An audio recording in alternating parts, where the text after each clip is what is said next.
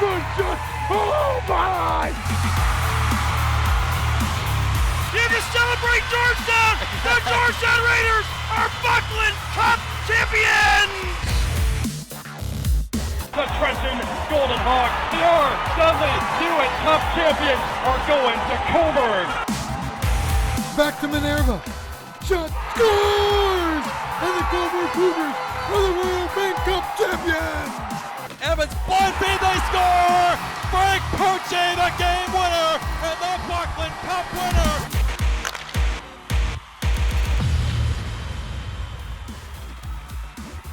Well, the only thing predictable about the OJHL early in the season has been its unpredictability.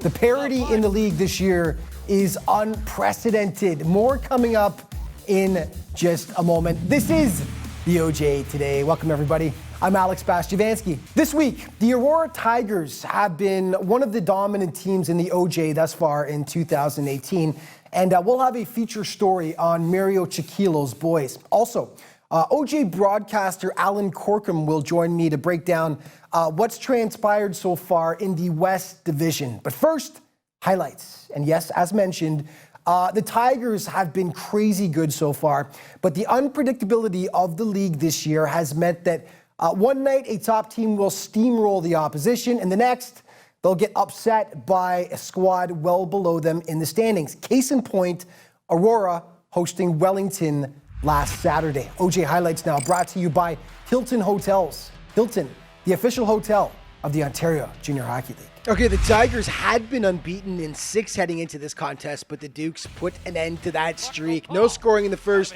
Second period, Wellington on the power play. Tim Fallowfield's shot finds daylight behind Jack Irvine, and it's a 1-0 Dukes.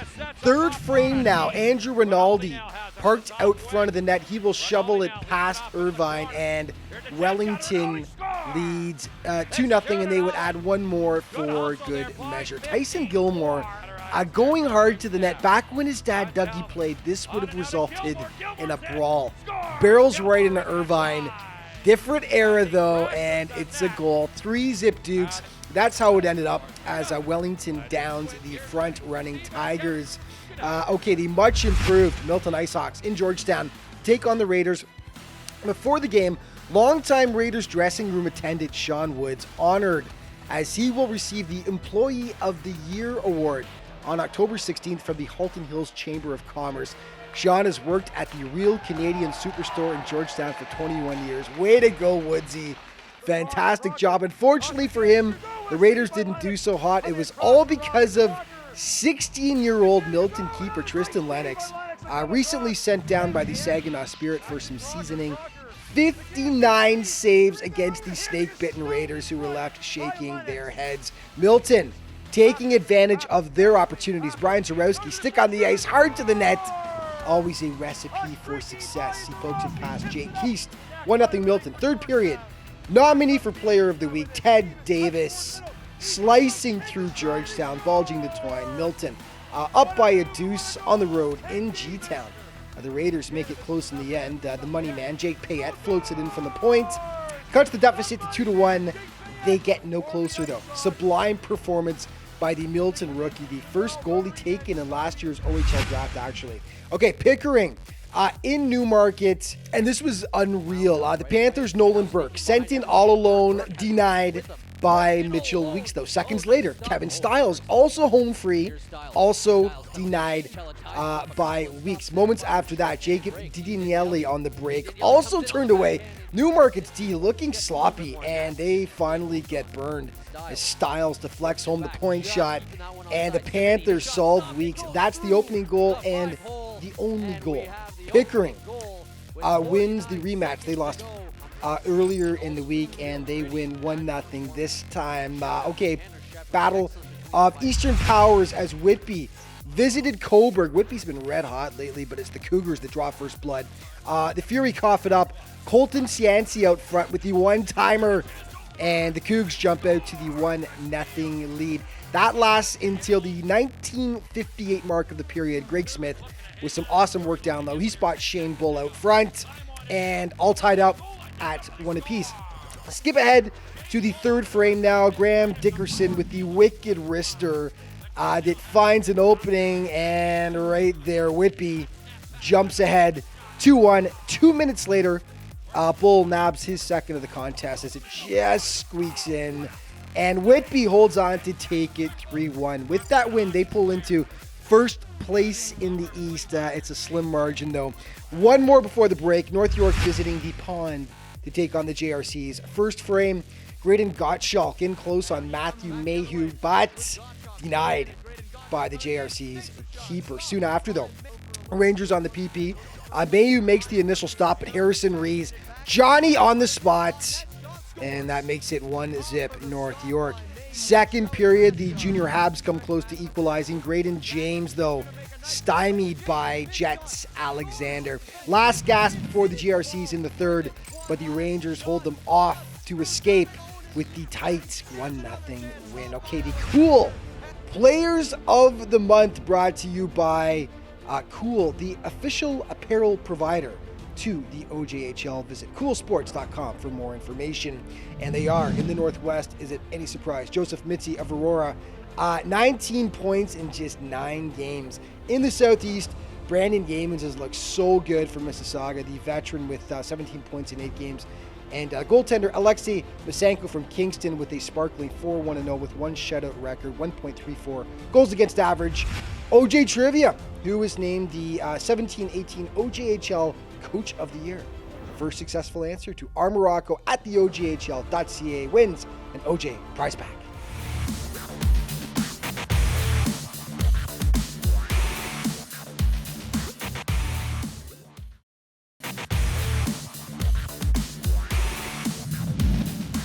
Hey everybody, welcome back to the OJ Today. You know, the Aurora Tigers have seen a dramatic turnaround the past couple of seasons. 2 years ago, the Cats nearly bottomed out in the OJ standings, winning just 9 games and finishing well out of the playoff picture. Well, last season, complete turnaround as the Tigers finished tops in the Northeast Conference. And this year, behind new head coach Mario Chiquilo, Aurora once again looks like they'll be a force to be reckoned with. And we take a closer look at the Cats now. And this week's team report brought to you by Cliff Bar. Cliff Bar, the official energy bar of the OJHL. Pearson on Van Ross for Sabrinka. Chips to far side to Yapman. Yapman to Sabrinka. Shot save. Rebound score.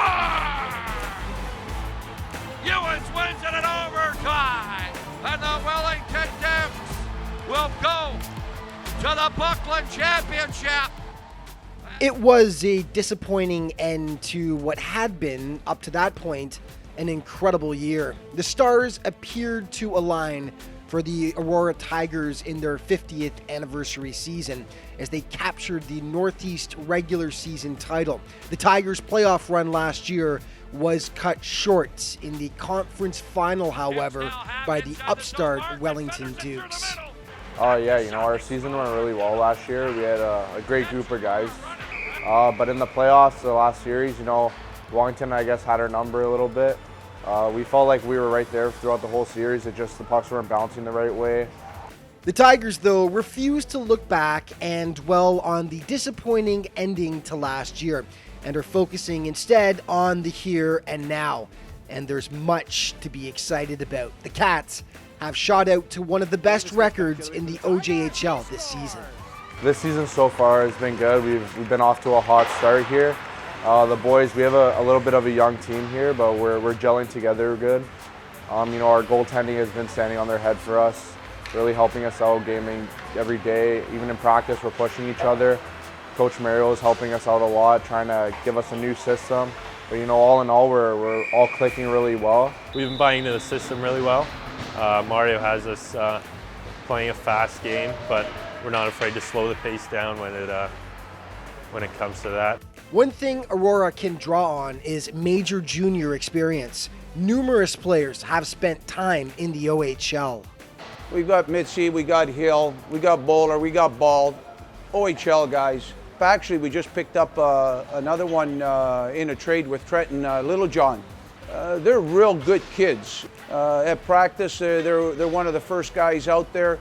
They're usually the last guys out, shooting pucks. Okay, so I give these 5 guys, a lot of credit. They've come down with real good attitudes. You know, Kyle Bowlers, he came back from Saginaw, you know, OHL guy, played in the OHL for 3 years. One of my line mates, him and Ballsy too, Jacob Ball. They're really helping me out. Kyle Bowlers being second in points right now on the team. He's a very skilled, fast player. Joseph Mitzi leads the team offensively and is right in the thick of the OJHL scoring race. To me, he's a dynamic player, and where I mean dynamic, he's one of these guys that anytime he gets the puck, it could be in the back of the net, and he makes the other 4 guys on the ice that much better. I mean, I like his game. I like his work habits that he brings, and I like his leadership that he's shown wearing an A on the hockey club. Steve McLean was named captain this season and is a monster on the blue line at 6 feet 7 inches tall. Steve McLean, captain of the Aurora Tigers. You don't always have to play AAA hockey to play Junior A. Here's a guy that's played AA hockey, came and made Aurora Tiger 3 years ago. Today he's the captain. I know being down at the Buffalo Showcase there, NHL teams inquired about him. So, I mean, for any of the younger guys that are not playing AAA or playing AA, you know what? Keep at it. And you know what? You never know what's going to happen down the road. Aurora also has a dilemma which any team would love to have. A 1A and 1B situation in goal. Both keepers have been outstanding thus far.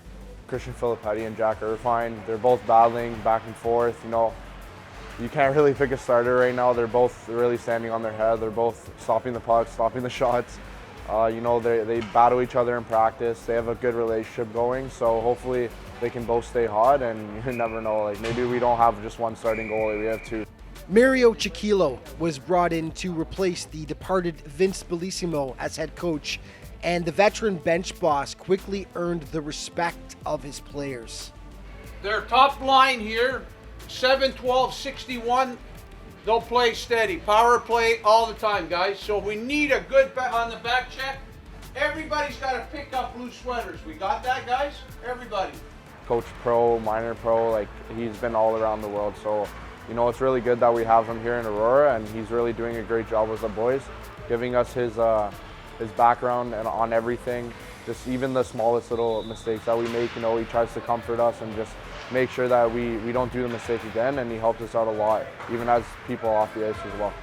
This year's edition of the Tigers see no reason why they can't finish what last year's team started and take that next step to the Buckland Cup and beyond. Our goal is RBC Cup, but we try not to think that far ahead. We try and take it in 5-game segments and get better every 5 games. And the way we're going right now, I feel it can only get better. We're bonding as a team more and getting to know each other, and the more we play, the better we'll get. So. Okay, just a bit of OJ news to tell you about Bradley Van Schubert, who was so good for the Tigers last year, leading them to the conference semifinals, named U Sports Athlete of the Week with RMC.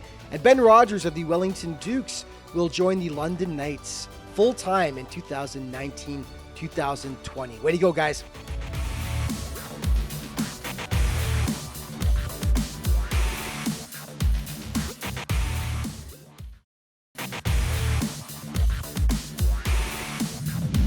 Hey folks, welcome back to the OJ Today, and I'm happy to be joined now by one of the busiest men in sports broadcasting, Mr. Alan Corkum from Your TV with me. Alan, welcome back to the show, buddy. First time this year for you.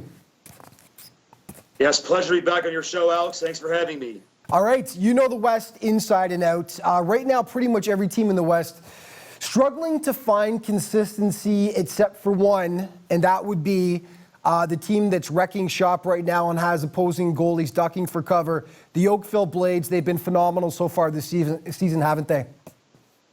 Yes, they have, Alex. I've seen them a few times covering games with Your TV. 7 scores with 10 points or more. Plus, they have a 2-headed monster in goal with Will Barber, who's 4-0-1, under 2 goals against, a .947 save percentage. He's been on fire. Don't forget the veteran Chris Elliott, who's also having a great season. Mike Tarantino says he's very happy with the early season results. but he wants to have results in April when the playoffs happen. So this happy would be an understatement. They're running away with the division right now. We move to the team currently in second place, the Buffalo Junior Sabres. Big wins this season over Markham and Coburg as well. And, of course, you had an up-close and personal seat for a shutout of the Raiders on home ice at Alcott Arena, which you don't see too often. No, that's for sure, Alex. They were led by their veterans, Matt Jakubowski, Adam Trudowitz had a great game in that one. They won all the puck battles. Were fighting harder for the puck than Georgetown. I just saw them against Oakville the other night as well for your TV. And they had a great game for 2 periods, but then Oakville just took over with their prowess in the third and carried that game away. But Buffalo is definitely a dark horse to watch out for second place in the West Division. Absolutely. They've looked great, and a lot of college commitments, NCAA schools on that team as well. We moved to the Burlington Cougars. Missed the playoffs last year. Another team struggling to find consistency right now, like every other team in the West except for Oakville. But Burlington, you know what? A lot of really good young pieces in place to possibly do some damage this year. Yeah, and the biggest acquisition was bringing back Mark Juris as head coach. He had 40 wins 2 seasons ago, and he's back leading them, and they're listening to what he's saying for sure. And another key for them is goaltending. They just brought in Matt Dunsmore, who was a late cut from the Mississauga Steelheads, and he's been on fire. He had a couple of great, outstanding starts. He's got some good numbers as well. And a couple of former Oakville Blades are helping that team steady the youngsters, and that's Matt Steen and Jacob Bush. Yes. Absolutely, they've been phenomenal. And Dunsmore, you're right, he was fantastic against Milton on Thanksgiving Monday. The Milton Ice Hawks now. Milton, you know what, really a great story, man. They've been the most improved team in the OJ this year, bar none. They've got 4 wins already, which matches their entire total from last season. All right, well, the Milton Ice Hawks definitely the biggest story in the OJHL this year. They have already equaled their win total from last year. They've been led by a former Buffalo Sabre, Brian Zarowski, who's top 5 in scoring in the league right now. He's been great, as well as a former Oakville Blade, Trevor Ledun, on the back end. He has 11 points. But the biggest story is a goalie they just picked up last week, and that's Tristan Lennox. He was a late cut of Saginaw Spirit. He had 59 saves against Georgetown for that big victory, and then on Thanksgiving Monday, he was stellar in an overtime loss against Burlington, 47 more saves. I think the Ice Hawks have found a diamond in the rough in the net. He was actually the first goalie chosen in the OHL draft last year. Basically, he's been sent down for some seasoning. Not sure if he's going to stick for the year in Milton, but they're very, very lucky to have him. They're obviously hoping that he's going to stick around for the entire season. We head to the former Orangeville Flyers now. The Brampton Admirals, of course, they relocated just a bit south and east this year to the city of Brampton. And a playoff team last year. This year, sitting around that 500 mark as well, and looking to get things going. But big win over Burlington on Saturday. They spanked them pretty bad.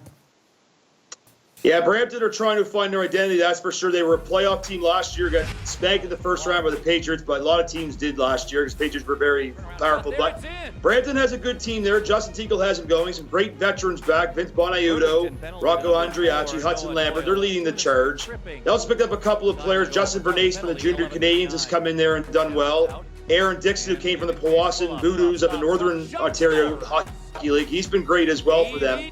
So Brampton are definitely a team to watch out for. This is going to be a great run down the stretch for all these teams in this division. It is. And if you haven't been, go to that old Brampton Memorial Arena to watch a game. Classic rink. And it's funny, I was talking to some of the guys from Burlington after playing in that game, and they said that's a real home ice advantage for them because it's such a tight little rink, and Brampton knows every single bounce. Finally, we got a minute. Let's talk about Georgetown. A team searching for an identity, I guess you could say, under new head coach Scott McCrory. Very well-respected head coach, but this is a team that's still trying to get its legs and really having a tough time scoring goals so far. Yeah, it's surprising. They got most of their core back from last year on forward, including Jonathan Hampton, Matt McJanet, Jordan Crocker, to name a few, but they just haven't been able to score. They only have 27 goals in 9 games, but they had 8 in one game against Stouffville and 6 in another game against St. Mike's. So that's basically just over 2 goals a game in the others. As you said, they got shut out by Buffalo, only scored 1 goal against Milton this past weekend, so the Raiders need to get that scoring prowess going. Their power play was a little bit inefficient against Milton as well, 0 for 8 in that game, even though they went in with one of the top power plays. But I think it'll take a little time, but I think the Raiders veterans will get going soon. Mentioned almost 60 shots on Milton, and they could only get 1 shot in. But Alan, we're done. Thank you so much, buddy, once again. We can look for you on your TV broadcast, and we'll have you on again in a couple of weeks. Thank you, my friend. Awesome. Thanks for having me, Alex. And a reminder that the Eastern Canada Cup is quickly approaching, once again, taking place in Trenton this year. And these are players who are going to be vying to make Team Canada East for the World Junior A Challenge.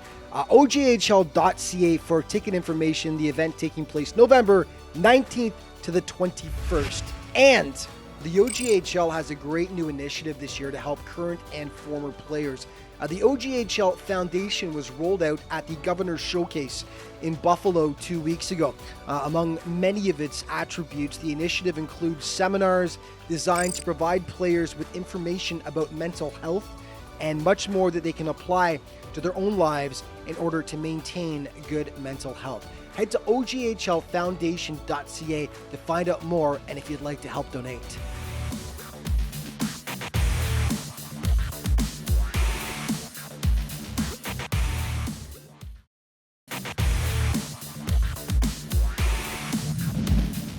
Hey everybody, welcome back to the OJ Today. But to say that the Milton IceHawks have had a rough few years would be putting it rather mildly. 13 wins in the last 3 seasons total. That's it. It's been a tough go for the franchise that once made it all the way to the RBC National Tournament, but this year's been a whole different story. The lineup is virtually all new, and the Hawks have been a competitive squad through the first month of the season. In fact, they've matched their win total from all of last year, and they'd won 2 in a row heading into Burlington on Monday. Milton, the feel-good story of the year, the way they've turned things around, and they hit first in this one, just a $1.02 in. Liam Haslam steals and risks it past Matt Dunsmore, 1-0 for the Hawks, and that's Haslam's second goal of the campaign thus far. Milton would actually make it 2-0, but then it's the Cougars on the PP. Noah Doyle, the rocket past Tristan Lennox. Burlington back to within 1. And then watch the great work by Jacob Bush here. And the sweet little feed for Matthew Steen. And the finish is just as nice. Cougars tied up at 2 apiece. And just before intermission, watch here as Lennox can't handle the shot and can't smother it. Mitchell Morrison all over that like Trump on a Big Mac. 3-2 Cougars at the intermission. We skip ahead to the third now. Final minute. Dunsmore with one of the saves of the year so far. Oh, and you got to take another look at this one as we slow it down for you. Just gets the pad down to rob Austin Maeda. With 28 seconds left, though, Milton net empty. Lewis Latta, the bomb from the point. And the IceHawks send this baby to overtime. And the home squad, though, is the one earning the extra point on this day. Jack Harper makes this play happen, gets it over to Zach Lawrence, the OT winner. And what a game on Thanksgiving Monday. The Cougars bounce back from a beating in Brampton 2 nights before, taking it 4-3. Okay, the Canes and the Blades from 16 Mile Arena in Oakville. No scoring in the first, 4:41 into the second. Holden Dodgett just manages to squeak it past Christian Hufsky. Blades up 1-0. 12 minutes later, Ryan Nicholson pulls the trigger and beats Hufsky.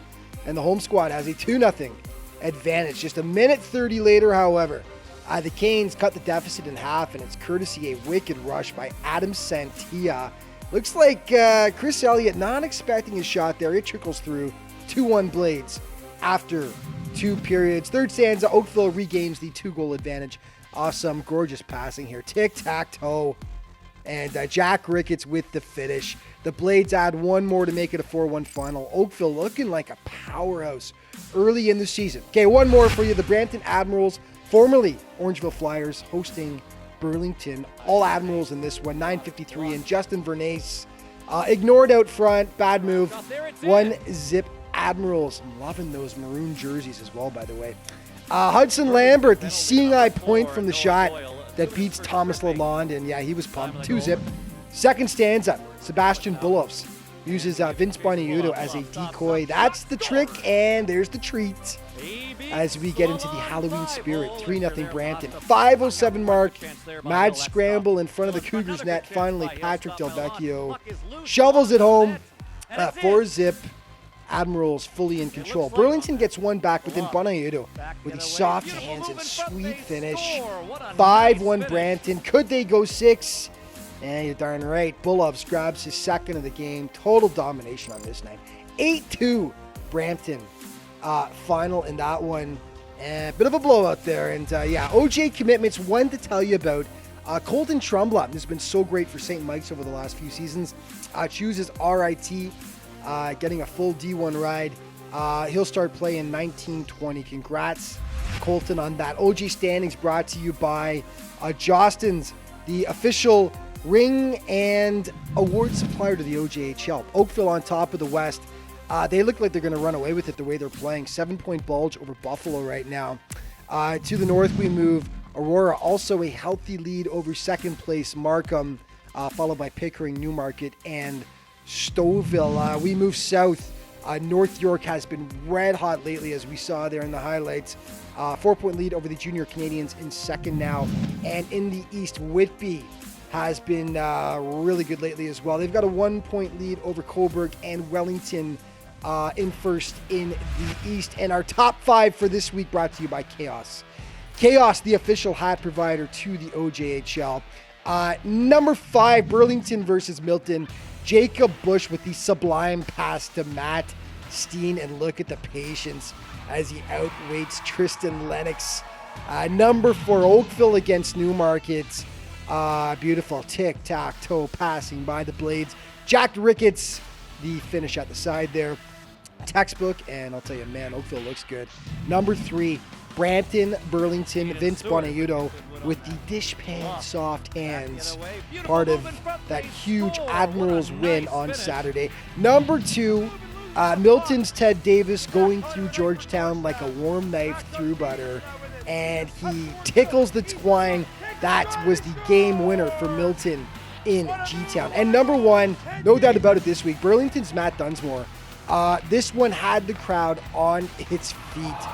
Absolute larceny. Take another look here as we slow it down for you on poor Austin Maeda at the side of the net. Just gets the pad down on time to stop the one-timer. That's our Chaos play of the week. And that's all the time we've got for today. Remember, though, to keep up to date with the league, you can always head to ojhl.ca. And, of course, all your social media options are there for you to check out as well. Thank you so much for watching, folks. We'll see you next week.